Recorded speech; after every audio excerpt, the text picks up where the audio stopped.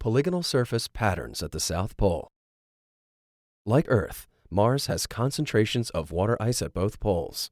Because Mars is so much colder, however, the seasonal ice that gets deposited at high latitudes in the winter and is removed in the spring, generally analogous to wintertime snow on Earth, is actually carbon dioxide ice. Around the South Pole, there are areas of this carbon dioxide ice that do not disappear every spring, but rather survive winter after winter.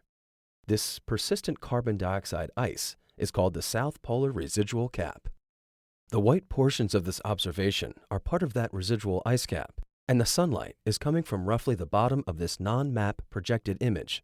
It's made of solid frozen carbon dioxide and is very bright relative to the background.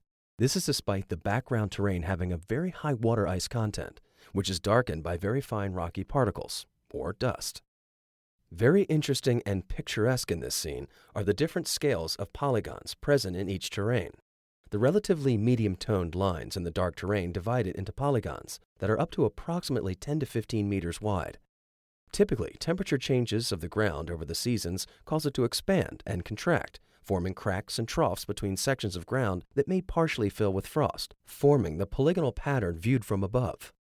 The polygons in the bright carbon dioxide terrain are different. First, they are much larger, up to 20 to 40 meters wide.